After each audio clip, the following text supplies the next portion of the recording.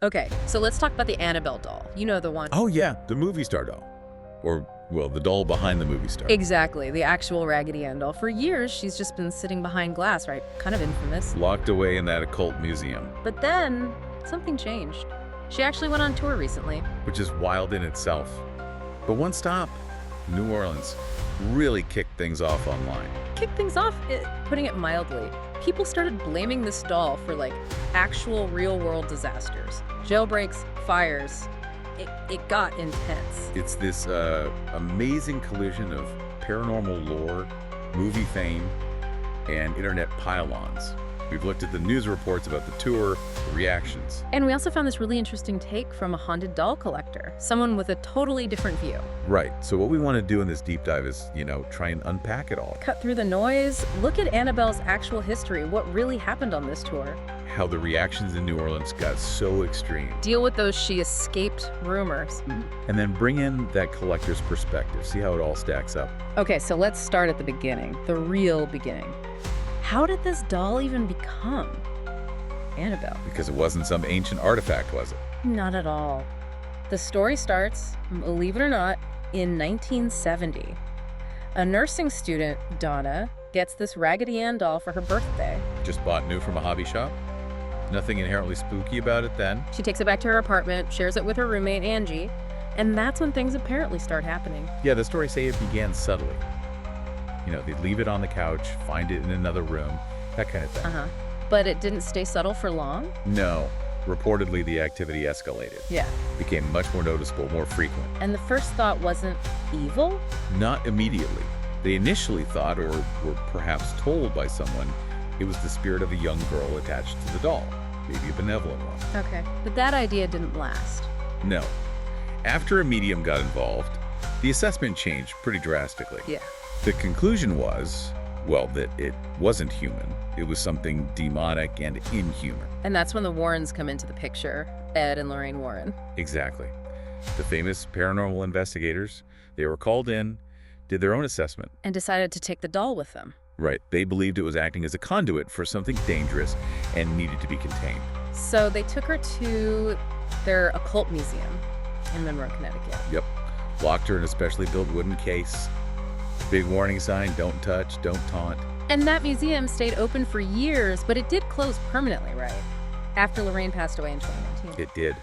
But Annabelle's fame, her real global notoriety, that had already exploded way before then, thanks to Hollywood. The Conjuring, 2013. That movie introduced her to a massive audience. Terrified a massive audience. Made her an instant horror icon.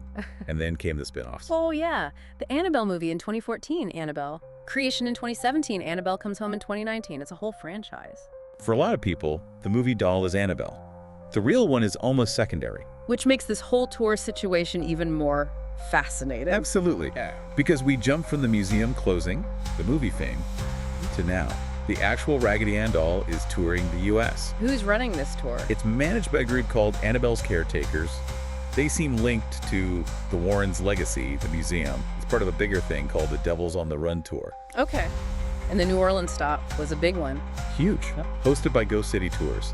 Mid-May, just 2 days.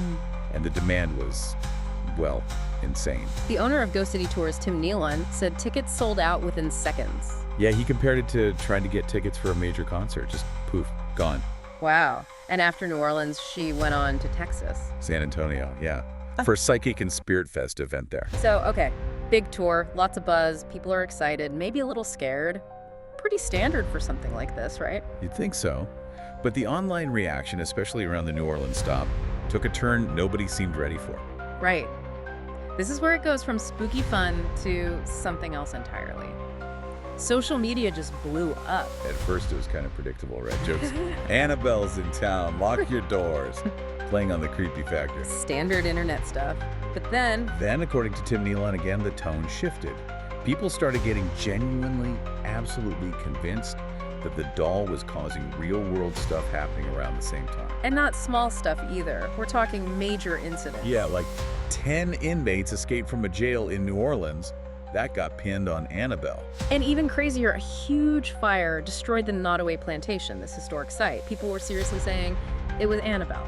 You can imagine Nealon's reaction. He was shocked. He said he didn't realize people were out here, like, actually thinking that this was legit. I mean, the jump from hosting a haunted doll event to being blamed for arson and jailbreaks is massive. And it had real consequences. It wasn't just comments. No.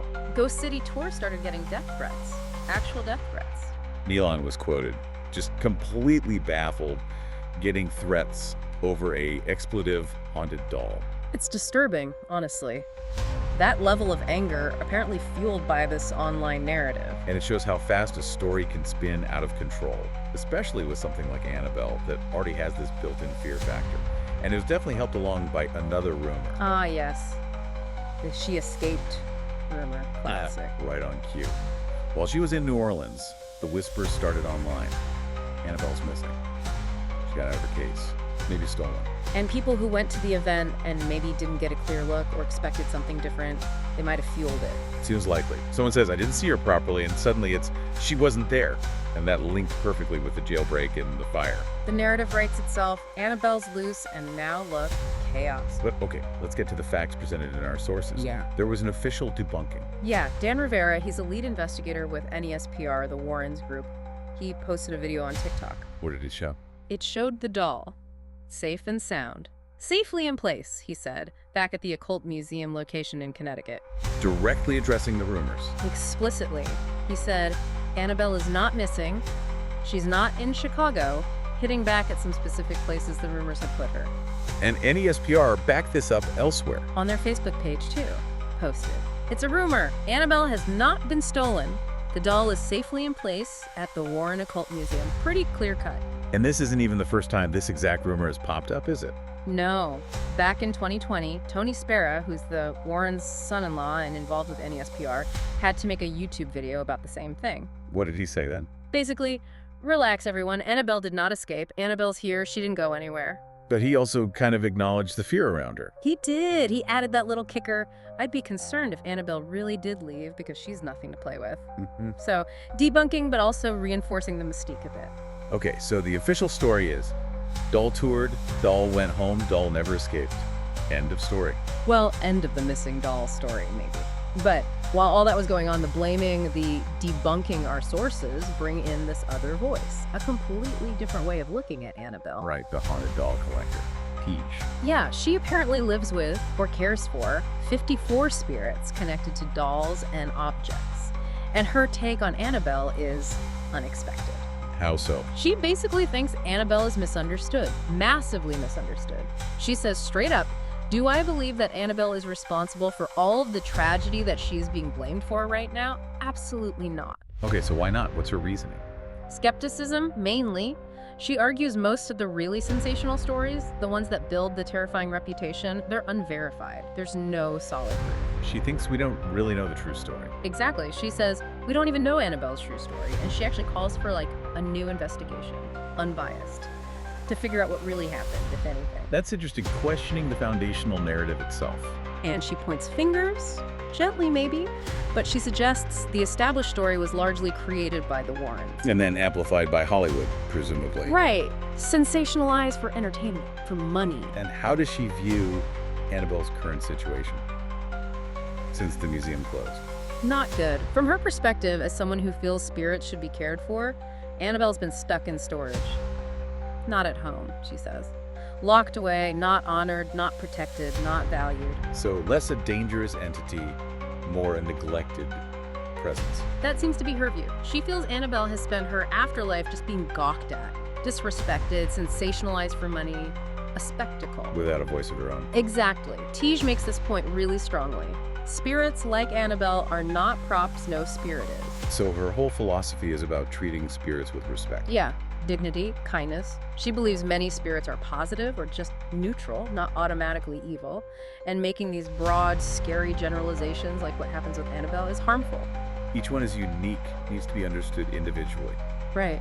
Which she feels hasn't happened for Annabelle at all. She's trapped in this scary story, whether it's accurate or not. Wow. Okay, so that adds a whole other layer to this. It really does. You've got the original story, the Raggedy Ann doll, the alleged activity. Then the Warrens investigation, the demonic conclusion, the museum. Then Hollywood blows it up into this global horror icon. Then the real doll goes on tour, and the internet just explodes, blaming her for actual crimes and disasters based on rumors. Then the official caretakers step in. Nope, she's safe. Stop panicking. And then you have this collector saying, hold on, maybe you're all missing the point. Maybe she's not a monster, maybe she's misunderstood, maybe she deserves respect. It's quite a journey for one doll. It really shows you the gap between, the original artifact, the legend that grows around it, the entertainment version, and then the sheer power of online reaction. How blurred those lines get. And the real-world impact.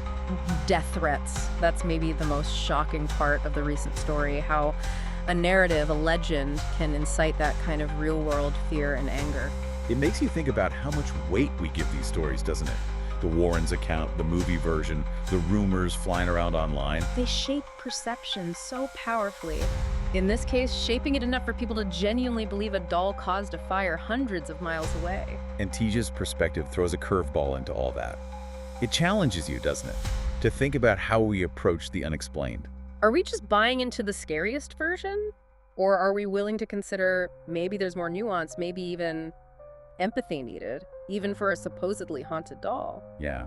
We went from a hobby store gift to a movie monster to a tour spectacle blamed for mayhem. Only for the officials to say she was home safe all along. And a collector to suggest we fundamentally misunderstood her from the start. It definitely leaves you thinking about stories, about belief, about how fast things spread now.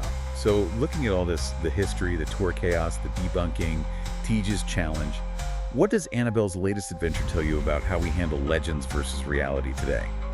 Especially when things go viral.